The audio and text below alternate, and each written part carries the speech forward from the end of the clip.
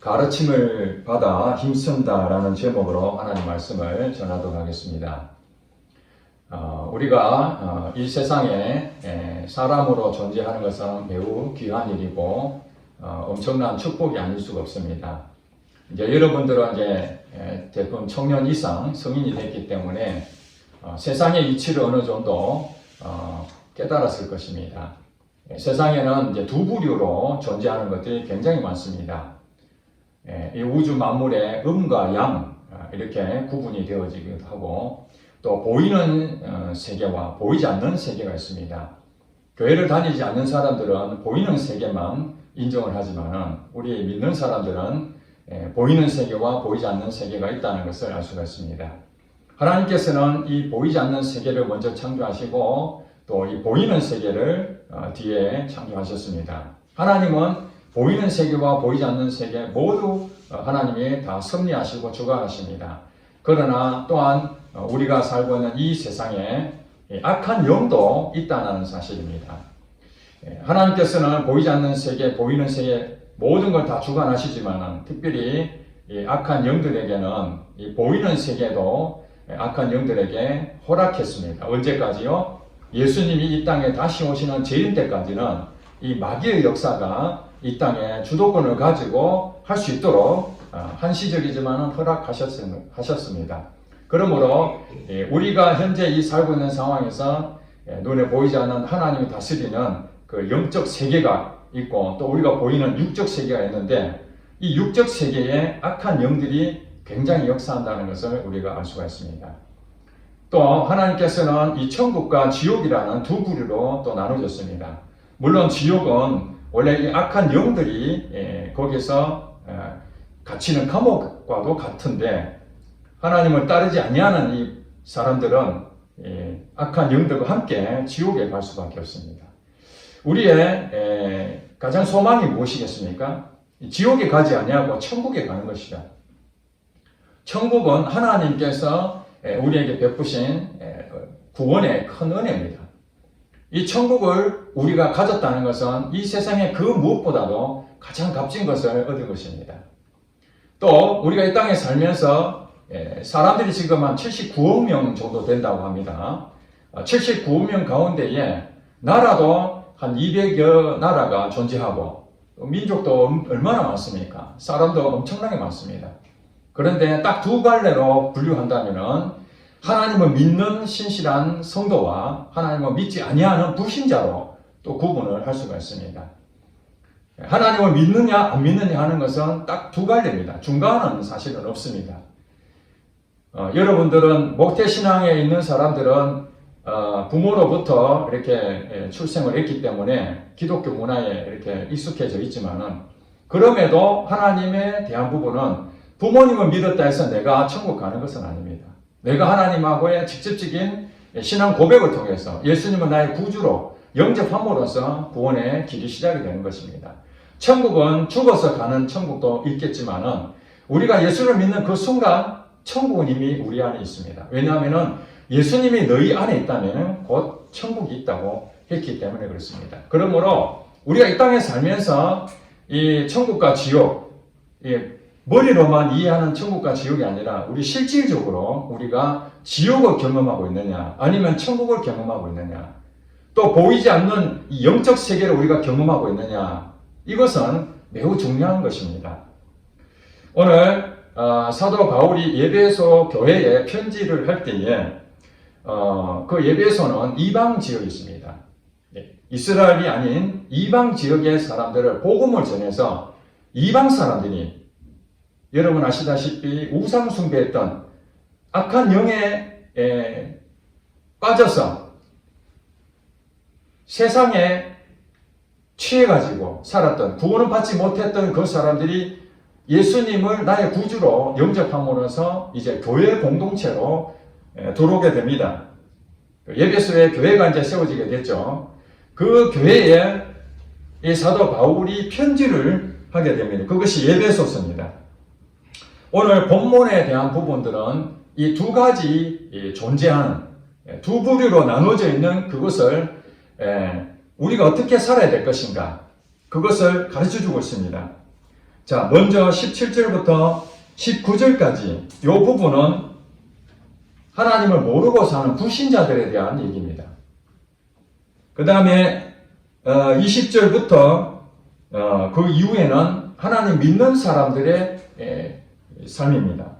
어떻게 살아야 될 것인가 하는 것들은 마지막에 22절부터 24절까지 우리에게 가르쳐주고 있습니다. 먼저 17절부터 19절까지 사도 바울이 뭐라고 얘기하느냐. 에베소 성도들한테 지금 얘기하는 겁니다. 내가 이것을 말하며 주 안에서 증언하노니 이제부터 너희는 이방인이 그 마음에 허망한 것으로 행함같이 행하지 말라.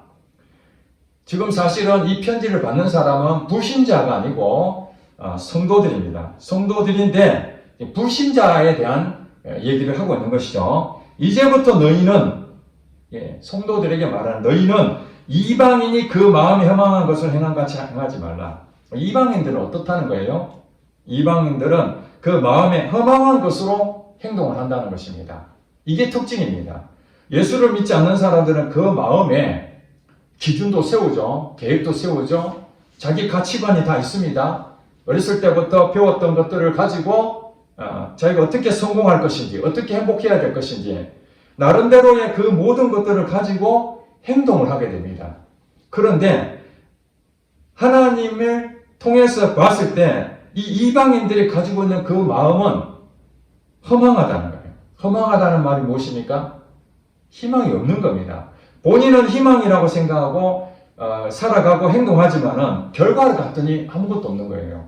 우리가 어렸을 때에 이 뽑기 같은 거 하지 않습니까?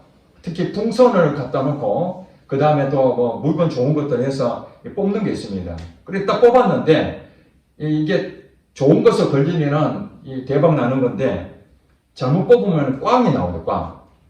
돈 주고 뽑았는데 꽝이 되는 거예요. 요즘은 인형 뽑기가 유행 아닙니까? 인형을 잘 뽑으면은 그 돈 이상으로 값어치를 하는데 그걸 못 잡아내면은 돈을 잃어버리죠. 마치 이방인들의 마음은 어떠냐면은 그 인형을 하나 뽑기 위해서 돈을 투자해서 잘 자기 나름 최선을 다해서 그렇게 계획을 잡고 움직였지만은 결국에는 인형을 떨어뜨리는 이 상황, 이것이 허망한 것이 되는 거예요. 얻는 게 없다는, 소득이 없다는 것입니다. 그리고 그들은 18절에 보니까 총명이 어두워졌다. 우리가 어떤 일을 하게 될 때에 이게 반짝반짝 이렇게 총명해야 되잖아요. 총기가 있어야 되잖아요. 사람을 딱 보면, 눈을 딱 보면 흐리멍텅하면은 이게 세상에 내둬서 잘 살아가겠나 걱정이 되잖아요. 그런데 눈이 총망이 되고 총기가 있고 빠릿빠릿하고 그러면 어디 가도 이건 충분히 잘 해내겠구나. 그런데 이 이방인들, 하나님 모르는 불신자들은 총명이 어두워졌다는 거예요. 총기가 사라졌다는 것입니다. 깜빡깜빡 하는 것이죠. 자기가 뭘 하면서도 내가 뭘 하는지도 모르는 겁니다. 어두워졌습니다. 그러니까 어두워졌으니까 가는 길에 넘어질 때가 많겠죠. 밝은 도로로 다녀야 되는데 빛이 없는 곳에 가면은 넘어지기 쉽잖아요. 마치 지금 이방인들, 하나님 안 믿는 사람들은 자기가 열심히 노력하고 성공하려고 하지만은 이 어두워진 상태에서 자꾸 넘어지는 겁니다. 그리고 그들 가운데 있는 무지함, 자기는 다 안다고 하지만은 나를 믿으라 하지만은 실제로 주문 믿어봐야 아무것도 없잖아요. 권력을 얻어졌지만은 그 권력이라는 것은 언제 사라질지 모르는 것이고 안다고 하지만은 모르는 게 너무 많습니다.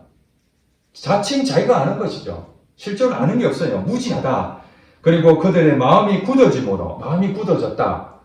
이 굳은 마음이라는 건 뭐예요? 마음이 딱딱하니까 남의 말을 듣지도 않고 자기 고집대로 사는 것이죠. 그런 사람 많지 않습니까? 내 마음대로 하는 겁니다. 남이 무슨 말 하든 배려하지 않냐고 자기 마음대로 사는 겁니다. 마음이 굳어진 상태. 온유하지 못한 거죠. 겸손하지 아니한 거죠. 반대로 얘기하면은 이 교만하고 자기 오만하고 자신감에 팽배해져 있다. 누가 뭐래도 듣지 않는 이런 사람들. 이것이 무엇이냐? 하나님의 생명에서 떠나 있다고 그렇게 정의하고 있습니다. 하나님의 생명. 그 생명으로 우리 인간은 살아가게 되어 있습니다. 하나님 주신 이 생명. 하나님이 주신 이 생명을 가져야만 인간답게 살 수가 있습니다. 그런데 생명에서 떠나 있다는 말이 무슨 말입니까? 하나님하고 무관한 삶을 산다는 거죠. 하나님하고 전혀 관계없이 아침부터 저녁까지 하나님 한 번도 생각하지 아니하고 하나님이 없이 자기 마음대로 자기가 생각나는 대로 그렇게 사는 것입니다. 자, 이런 상태를 19절에 어떻게 말합니까? 바로 그들이 감각 없는 자가 됐다는 거예요. 감각이 없다는 거예요. 여러분, 식물 인간은 어떤 상태가 되겠습니까?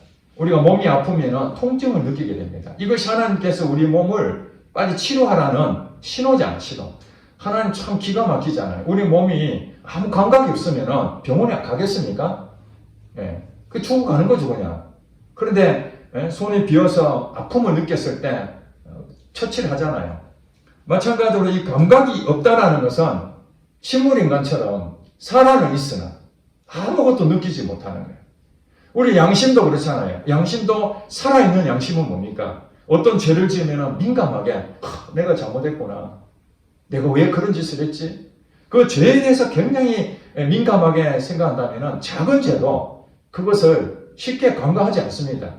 그러나 작은 죄를 그냥 쉽게 생각하고 그 다음에 죄를 짓든지 말든지 처음에는 좀 가슴이 찔리고 양심이 찔릴 때도 있지만 시간이 지나면서 그 양심은 무뎌지고 이제 내가 죄를 지어도 안 들키면 되고 들켜도 최소한의 대가만 치르려고 그러고 이렇게 살다 보면은 이게 감각이 없는 자가 되는 거예요. 무감각한 자가 되는 거예요. 우리가 주변에 그러잖아요. 쓰레기를 버리는데 그것도 쓰레기를 분리수거를 잘하고 사람들에게 피해를 주지 않고 해야 되는데 음식물 쓰레기 같은 경우는 얼마나 냄새가 많이 납니까? 그런 것들은 잘 이렇게 사람들에게 혐오스럽지 않도록 그렇게 해야 되는데 제가 한 날은 아파트 단지 주변을 가다 보니까 전봇대 밑에 여러분 그런 일이 많이 있잖아요. 쓰레기를 이렇게 가지런히 놓는 것이 아니라 엉망진창이고 안에 있던 것도 다 터져 밖에 나오고 음식물 쓰레기는 엎어져 있고 요즘 고양이들이 많잖아요. 뚜껑을 제대로 닫아야 되는데 그게 안 되니까 먹고 막 옆에 다 흩어져 있고 길 지나가지 못할 정도예요. 자, 이런 상태가 사실은 무뎌져 있는 양심이 없는 사람이에요. 그런 사람들이 양심이 없다 그렇게 말하는데 자기가 양심이 없는 줄도 모릅니다. 그러면서 그런 사람들은 남한테 얘기를 합니다. 양심이 없다 그러죠. 자기가 양심이 없는 거는 생각하지 않고 다른 사람들은 자꾸 양심이 없다고 그렇게 말합니다. 우리 칼도 그렇잖아요. 칼의 생명이 무엇입니까? 날카로워야 되잖아요. 칼의 의미는 날카로워야 됩니다. 날이 서 있어야 어떤 것을 잘 베게 되어 있는데 이 오래 쓰게 되면은 이 감각이 무뎌져서 이게 다 닳아지잖아요. 그러면 칼을 갖고 있는 사람들은 그 칼을 잘 무뎌지지 않도록 또 칼을 잘 갈아야 되고 이런 일들이 필요한데 예수를 믿지 않는 사람들은 무뎌진 것을 그냥 그대로 방치하고 살아간다는 것입니다. 그래서 감각 없는 자가 되어 자신을 방탕에 방임하여 모든 더러운 것을 욕심으로 행한다. 감각이 없으니까 지금 내가 어떻게 살아가는지 무감각한 상태로 살아가게 되면은 방탕으로 빠져버리는 거죠. 방탕으로 빠져버립니다. 그리고 이런 것들을 우리는 모든 더러운 것이라고 얘기합니다. 하나님으로부터 나온 그런 일들이 아닌 것은 다 더러운 거예요. 왜냐하면 악한 영이 역사하기 때문에. 지금 이 상황은 다 영적인 문제입니다. 영적인 문제. 19절까지, 17부터 19절까지 이방인들의 삶이 어떻는지 그것은 에베소서 2장에 보면은 여러분 에베소서 바로 앞장 넘겨보시는데 에베소서 2장 2절에 한번 볼까요? 이방인들에 대해서 어떻게 지금 말하고 있는지. 그때 너희는 이게 이제 지금 성도들, 에베소 성도들 얘기합니다. 이 성도들은 예수를 믿었습니다. 그 전에는 우상을 섬기고 하나님 몰랐던 이방인들이었습니다. 그 이방인이었을 때의 지금 상태를 얘기합니다. 너희는 그 가운데 행하여 이 세상 풍조를 따르고 공중의 권세 잡은 자를 따랐으니 곧 지금 불순종의 아들들 가운데 역사하는 영이라. 전에는 우리도 다 그 가운데서 우리 육체의 욕심을 따라 지내며 육체와 마음에 원하는 것을 하여 다른 이들과 같이 본질상 진노의 자녀였다. 그러니까 이방인들은 지금 어떤 상태냐면은 이 세상 풍조를 따르고 공중 권세 잡은 자, 이게 사단이죠. 이 사단이 원하는 대로 미혹돼서 빠져버리는 거예요. 이게 이제 방탕한 삶을 사는 거죠. 무감각한 삶을 살고, 그러니까 육체의 욕심을 따라서 지내고 마귀의 자녀 노릇했다라는 것입니다. 이것이 예수를 믿지 않았을 때의 이 성도들의 옛날 상태였던 거죠.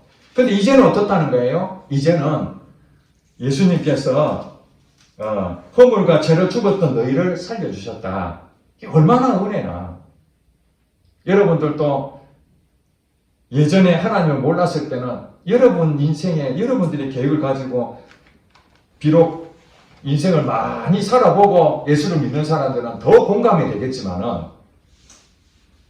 사실은 하나님 없이 살았던 것은 사실 인생 망치는 일이고 마지막은 지옥 가야 될 그런 상황이었습니다. 불순종의 아들들 가운데 역사는 그 영을 따라갔기 때문에 결국 악한 영들이 지옥을 가는데 우리도 가야 될 상황이었죠. 여러분도 마찬가지. 여러분도 이방인이었잖아요. 이스라엘 백성이 아닌 모든 사람들은 다 이방인이었어요. 그러니까 우리도 사실은 선교사들이 이 땅에 복음을 전해주지 않았다면 지금 우리는 어떤 상태가 된다는 겁니까? 바로 이 불순종의 아들들 가운데 역사하는 영을 따라서 육체 욕심을 따라서 이 방탕한 생활을 지금도 하고 있었을 것입니다. 그런데 하나님께서는 우리에게 은혜로 우리를 구원해 주셨다는 이 사실, 지금 사도 바울이 이 에베소 성도들 그 얘기하고 있는 겁니다. 너희들이 어떻게 구원을 받았느냐? 하나님의 정말로 놀라운 은혜로 너희들이 구원을 받았던 거 아니냐? 자, 그런데 지금 왜 이전에 이방인들이 하던 모습들을 그들은 다 알고 있었잖아요. 다 알고 있었는데 왜 다시 오늘 17절부터 19절에 이방인들이 살고 있는 모습을 다시 말씀을 하는 이유가 무엇일까요? 예수를 믿었는데 다시 옛날의 이방인의 모습대로 사는 사람들이 있다는 것입니까? 없다는 것입니까? 있다는 것이잖아요. 예전에는 자기들이 어떻게 살았는지 자기도 몰라요. 자기가 왜 이렇게 사는지도. 근데 구원을 받고 보니까 야, 하나님 은혜구나. 내가 잘못 살았구나. 이래 살면 안 되지. 그랬는데 시간이 지나니까 하나님의 뜨거운 이 성령을 받아서 야, 이제는 하나님과 함께 영원히 살아야 되겠다. 나는 이제 천국 백성이 되었다. 이 기쁨도 잠시 시간이 지나니까 이 칼을 날마다 갈아야 되잖아요. 칼을 갈 때 이게 잘 안 들으면 어떤 느낌이 옵니까? 아, 이거 지금 안 드는구나. 그러면 칼을 갈아야 된다고요. 아니면 새 거로 바꾸든지. 그래야 되는데 시간이 지나면서 이방인들이 살았던 그 모습 그대로 다시 예전으로 돌아가고 있는 것입니다. 이게. 여러분 그런 경험이 없습니까? 성령에 충만할 때가 있는데 마음이 허전하고 세상에 욕심이 자꾸 생기고 육신에 편안해지려고 그러고 영적인 부분에서 분명히 영적 세계에 하나님이 존재하시고 하나님과 깊은 관계를 누리기 원한다고 하면서도 하나님의 생명에서 떠나 있는 삶. 아침부터 저녁까지 하나님의 생각도 안 나고 벌써 주일이 왔네.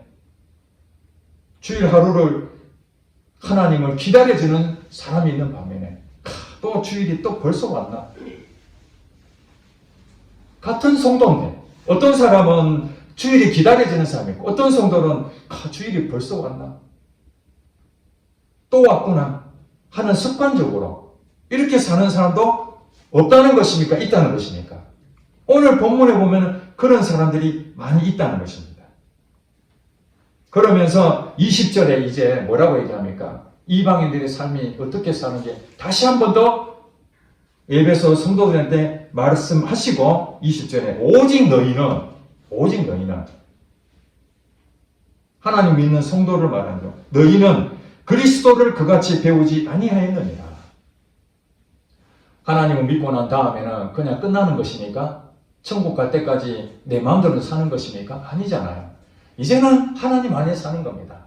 하나님과 함께 교제하며 사는 겁니다. 하나님과 함께 동행하며 사는 겁니다. 하나님과 친밀한 관계를 누리며 사는 것입니다. 제가 누차 말씀드리지만 기독교는 종교가 아니고 관계입니다. 관계. 하나님하고 관계를 맺는 것이 기독교입니다. 이 관계가 무너져 있는데도 종교 생활하는 이 형식적인 것만 가지고 살아가는 것은 이 종교. 자, 불교도 종교를 하지 않습니까? 그들은 석가모니가 있잖아요. 석가모니하고 교제를 합니까? 교제하지 않습니다. 교제하는 사람들은 아무도 없습니다. 종교 의식은 있습니다. 마치 우리 기독교도 예배가 있고 찬송도 부르고 기도도 있고 교회 봉사도 있고 뭐 조직도 갖춰져 있고 이런 것처럼 다른 종교도 다 똑같습니다. 외적으로는.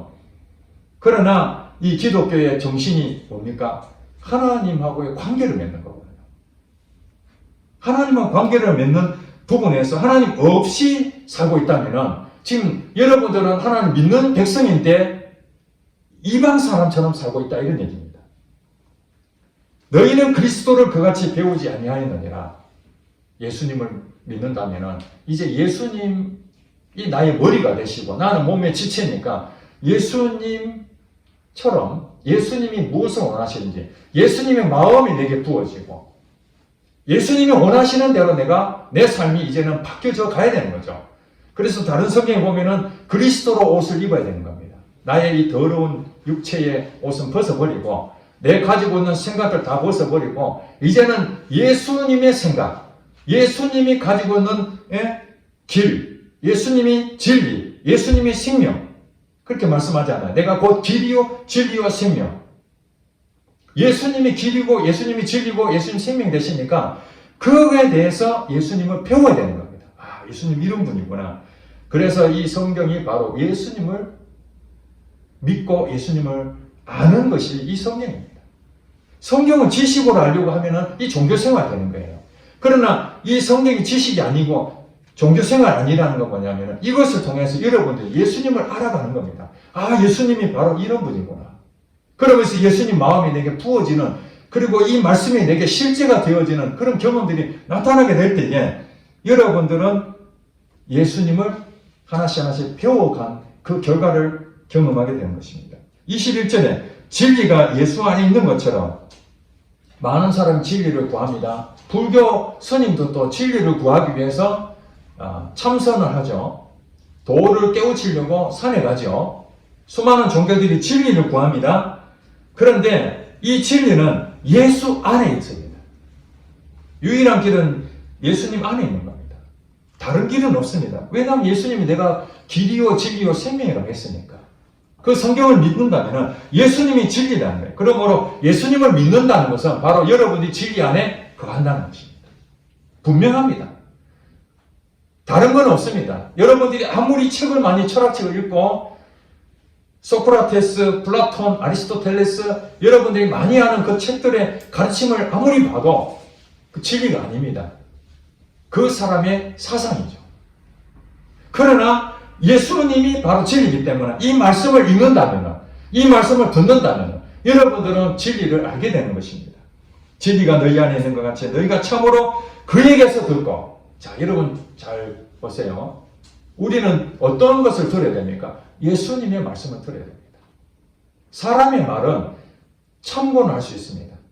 이 세상에 살아가면서 선인들 또 많이 배우신 분들이 경험담 있잖아요. 그거 무시할 수 없습니다. 소중히 여겨야 됩니다. 그러나 그건 진리가 아닙니다. 그건 때로는 그것이 틀릴 수도 있습니다. 다 맞는 게 아니거든요. 내 생각에는 이렇게 말하잖아요. 그 경험이 많은 분도 분명히 100% 맞다고 얘기 못합니다. 내가 경험한 바로는 이렇게 하는 거죠. 그러니까 우리는 그분들에 대해서 참고는 할 수 있지만 조금의 유익을 얻을 수는 있지만 진짜 100% 유익을 얻을 수 있는 것은 바로 예수님을 통해서 듣는 것입니다. 예수님이 진리이기 때문에 예수님에게서 듣고 또한 그 안에서 가르침을 받았을진데 예수님이 우리에게 친히 가르쳐 주신다는 겁니다. 예수님 말씀하시기를 나는 이제 제자들에게 나는 이제 곧 하나님 우편에 올라간다. 이제 승천할 때도 그러나 이제 또 다른 보혜사를 너희에게 보내줄 것이다. 그분이 누구죠? 성령 하나님. 성령 하나님이 너희 안에 오셔서 바로 내가 가르쳐주고 너희들에게 배워준 여러 가지 것들을 그 성령 하나님이 너희 안에서 생각나게 하시고 깨닫게 하시고 가르쳐 줄 것이다. 그러니까 예수님이 가르침은 그 당시에 제자들 또 설교를 했을 때 들었던 예수님 당시에 직접 들었던 사람들도 있지만은 오늘 우리는 예수님의 가르침을 모르잖아요. 그래서 예수님께서는 이제 나는 육체가 존재하지 아니하고 이제 하나님 우편에 앉아 있지만은 나중에 이제 재림 때 예수님 오시지만은 그동안 예수님 재림 때까지 성령 하나님이 우리 안에 오셔서 손수 예수님이 가르쳐준 그대로 우리에게 가르쳐 주신다는 것입니다. 그러면 로마서 8장 14절을 보니까 하나님의 영으로 인도함을 받는 사람은 곧 하나님의 아들이라. 하나님의 아들. 예수 믿는 사람 말은. 예수 믿는 사람 누굽니까? 하나님의 영으로 인도함을 받는 사람을 말합니다. 하나님의 영으로 인도함. 하나님의 영, 성령의 인도를 받는 사람이 하나님의 아들이라고 분명하게 말하고 있습니다. 그렇다면은 예수님을 통해서 듣고 예수님의 가르침을 받는다는 것은 무슨 말입니까? 예수를 믿는 사람들을 얘기하는 거죠. 예수를 믿었다는 사람들은 성령으로 인도를 받고 성령의 가르침대로 사는 거예요. 여러분은 그렇게 살고 있습니까? 가르침을 받아서 힘을 써야 되는 거예요. 가르침을 받아서. 초대교회, 사도행전 2장에 보면은 초대교회에 이 사도들이 이제 마가다락방의 역사로 인해서 성령이 강력하게 부어지니까 이제 사도들이 다니면서 두루 다니며 복음을 전합니다. 복음을 전하고 그때의 교회 공동체에 수많은 사람들이 예수를 믿으러 이제 들어오게 됩니다. 사도행전 2장 42절에 그 교회 공동체는 어떻게 신앙생활을 했느냐. 사도들의 가르침을 받아 서로 교제하며 떡을 떼고 기도하기에 힘쓰니라. 이렇게 성경을 말하고 있습니다. 사도들의 가르침을 받아 서로 교제하며 떡을 떼며 기도하기를 힘씁니다. 교회 공동체가 무엇입니까? 하나님의 세우신 목회자는 하나님이 여러분들을 예수님을 바르게 알고 예수님하고의 관계를 깊어지게 만드는 일에 최선을 다하는 그 역할이 바로 목회자 일입니다. 초대교회는 사도들이 그 일을 했죠. 그러니까 사도들의 가르침을 받는다는 것은 바로 예수님의 가르침을 받는다는 것이죠. 오늘날 목회자들은 이 예수님의 가르침대로 전파를 해야 될 이 사명이 있는 것입니다. 그러면은 그 가르침을 받은 사람들은 서로 교제하며 이 성도의 서로의 교통함, 서로 은혜를 나누고 서로 사랑하고 그 안에서 서로 행하는 것이죠. 그리고 떡을 뗀다는 건 성찬을 하는 거죠. 예수님하고의 관계를 다시 이 성찬이라는 것을 통해서 하나라는 것을, 관계를 맺는다는 것을 우리가 의식을 하는 것이고, 그 다음에 오로지 기도에 힘쓴다는 거예요. 영적인 생활에 힘쓰는 거죠. 가르침을 받아 힘쓰는 것이 무엇입니까? 사랑으로 행하는 것입니다. 22절부터 24절까지 이제 다시 정리를 합니다. 앞에 부분 이방인들의 삶과 그 다음에 예수를 믿는 삶이 어떻게 다르냐 이렇게 구분하면서 우리에게 왜 예전으로 돌아가는지를 설명을 해주고 있습니다. 사도 바울은 로마서에도 아주 자세히 설명되어 있습니다. 오늘 보니까 22절 너희는 유혹의 욕심을 따라 썩어져가는 구습을 따르는 옛사람. 자, 이 옛사람이라고 해놨죠. 교회를 안 다니는 사람들은 불순종의 아들들 가운데 역사하는 이 영들을 따라가기 때문에 이 마귀 자녀가 되는 것입니다. 마귀 자녀. 자기 마음대로 사는 인생이죠. 그런데 예수를 믿게 되면은 이렇게 살았던 것을 이제는 옛사람이라고 합니다. 왜냐하면 나의 예전에 살았던 그 삶은 죽었기 때문에 이게 옛사람이 되어버리고 예수를 믿는과 동시에 이제 새 사람이 되어버린 거예요. 새로운 피조물이 됐다는 거예요. 이전 것은 지나갔으니 보라 새 것이 되었도다. 자, 이제 여러분들이 옛 습관대로 살았던 그것은 이제 죽었던 거예요.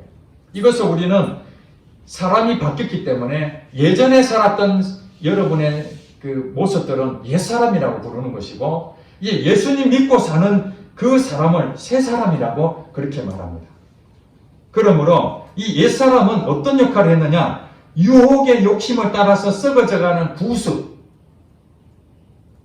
그것을 따라가고 있는 이 모습이 바로 옛사람이라는 거예요. 자, 여러분 안에 이것이 있습니까? 없습니까? 존재하고는 있습니다. 그러나 예수를 믿었다는 것 자체는 이제는 그것은 여러분들이 따라갈 필요가 없는 겁니다. 이쪽으로 가면 안 되는 거예요. 그래서 여기 뭐라고 하면 옛사람을 벗어버리라는 거예요. 이 벗어버린다는 말이 무엇입니까? 끊어버리라는 거죠. 없애버리라는 것입니다. 이제 무관하다는 겁니다. 여러분들의 삶은 이방인의 삶을 살면 안 되는 거예요.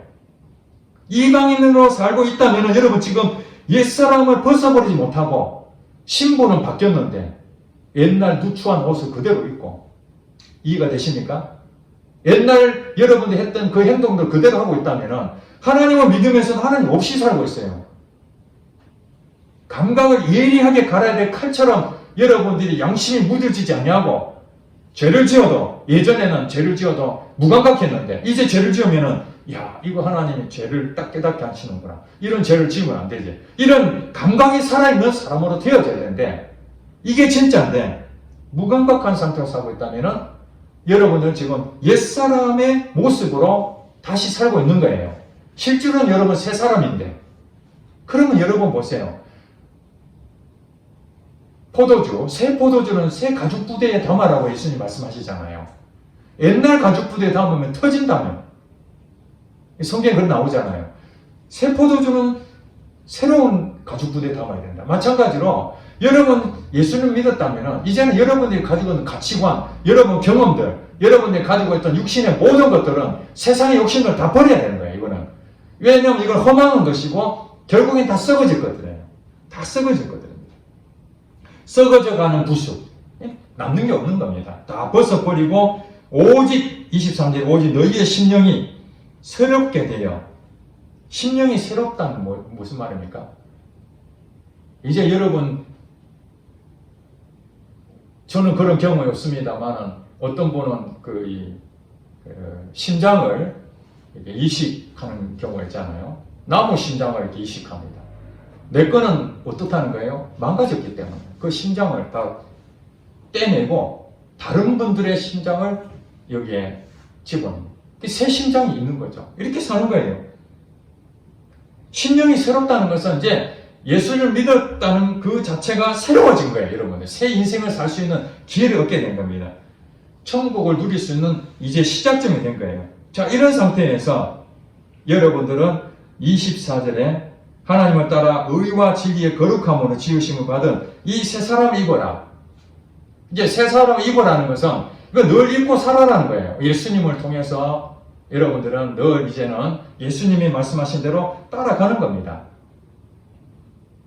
여러분들이 오늘 이 말씀을 통해서 지금 에베소 성도들한테 얘기하고 있지만은 오늘 저와 여러분에게 똑같이 지금 설명하고 있습니다.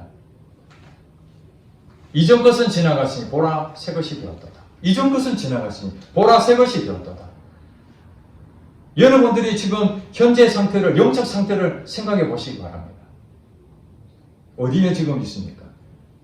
지금 요즘 청년들이 교회를 나오지 아니하고 다 세상으로 떠난다 합니다.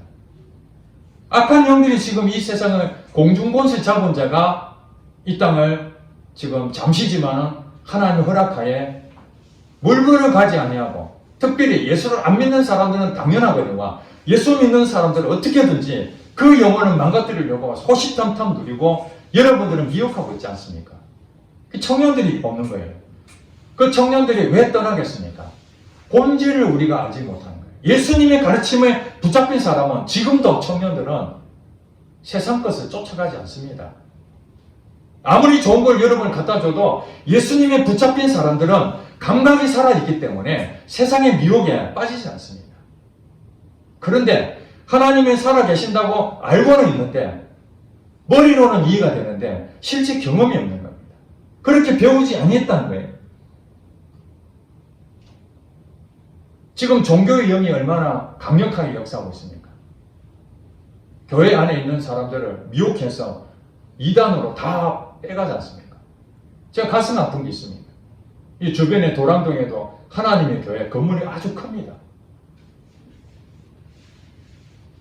또 산동에도 지금 하나님의 교회가 종교부지를 사가지고 엄청 크게 지었는지 아니면 짓고 있는지 모르겠습니다. 그런 얘기 들었습니다. 교회는 지금 코로나로 인해서 8천 교회가 다 사라졌다고 얘기합니다. 제가 그걸 들으면서 얼마나 가슴이 아프던지. 하나님을 믿는 진짜 교회는 돈이 없어서 재정이 열악해가지고 교회 문을 닫을 수밖에, 성도가 없으니까 문을 닫을 수밖에 없는데, 이 가짜라고 하는 이런 이단 단체들은 돈도 많고 시설도 엄청난 크게 지어서 사람들이 볼 때, 야, 저기가 진짜 같다. 교회는 가짜 같아. 진짜가 가짜 같고 가짜가 진짜 같은 세상에 살고 있으니 이 청년들이 교회를 뭐로 보겠습니까? 하나님의 능력이 없는데, 하나님의 역사가 안 나타나는데, 하나님이 내게 실제가 되지 않는데, 성경 말씀이 내게 실제가 되지 않는데 어떻게 하나님 믿을 수 있을까요? 바로 교회가 본질을 가르쳐야 되는 거죠. 프로그램이고 뭐 좋은 거 아무리 행사를 많이 해도 잠시뿐이잖아요. 노래를 좋아하는 데서 노래를 좋은 가수를 데려온다고 해서 잠깐뿐이지. 그러나 예수님을 만나면, 예수님을 정확하게 배우면 어디서든지 하나님은 나와 함께 하신다는 그 믿음만 있다면 절대로 교회를 떠나지 않습니다. 세상의 문화는 지금 교회를 완전히 점령해 버렸습니다. 교회가 세상을 문화를 인도해야 될 시대는 이제 지나가 버렸어요. 교회가 무엇을 해야 될지 우왕좌왕하고 있습니다. 자, 이런 상황에서 교회도 무감각해졌고 사회도 무감각해지고 이방인들이 이제는 교회를 썩은 동태처럼 바라보고 있는데, 적어도 예수를 믿는 사람들은 다시 회복하라는 거예요. 예전으로 돌아가면은 사람들이 우리를 바로 짓밟아 버린다는 거 아닙니까? 그러므로 로마서 12장 2절의 말씀에 너희는 이 세대를 본받지 말고 마음을 새롭게 하여 변화를 받아 하나님의 선하시고 기뻐하시고 온전하신 뜻이 무엇인지 분별하라. 이 세대를 본받으면 안 되는 겁니다. 청년들은 지금 이 세대에 본받을 수 있는 상황이 얼마나 널려 있습니까? 예수님을 제대로 알지 못하면, 배우지 못하면, 교제하지 못하면, 성령의 인도를 받지 못하면 다 그쪽에 미혹돼서 맞다. 너만 왜 별스럽게 그렇게 믿느냐? 그게 여러분 다 무너집니다. 머리로 믿는 게 아닙니다. 분명하지 못하면 다 떠날 수밖에 없습니다. 여러분, 예수님을 다시 붙잡아야 됩니다. 신앙을 다시 회복해야 됩니다. 썩어져가는 이 유혹거리, 이것들을 다 옛사람의 모습 벗어버리고, 이건 내 것이 아닙니다. 세상 사람들 그리 갑니다. 그러나 소수지만은 끝까지 여러분 마음을, 심령을 계속 무뎌지지 않도록 칼을 갈듯이 깨끗하게 정결하게 만들어서 정말 예수님과 늘 동행하며 이런 삶을 살아가게 될 때에 이 세대에 미혹되지 아니하고 하나님의 뜻이 무엇인지 감각에 살아 총명해지고 무지하지 아니하고 하나님 알므로 그분이 여러분 인생길을 환히 아무리 어려움이 오더라도 그걸 이길 수 있는 힘을 주시고 능력에 하나님이 귀하게 쓰임받는 주의 종이 된다는 사실입니다. 바로 하나님께서는 오늘 여러분들에게 이 말씀 하시는 거예요. 모두가 다 그런 길을 가더라도 당신 혼자만이라도 하나님 길을 끝까지 걸어가봐라. 그렇다면 예수를 안 믿는 사람들은 다수가 할지라도 너를 통해서 하나님이 역사할 것이다. 믿습니까? 자, 이 말씀을 통해서 우리가 하나님 앞에 마지막 이 시대에 귀하게 쓰임받는 여러분 되시길 주의 이름으로 축복합니다.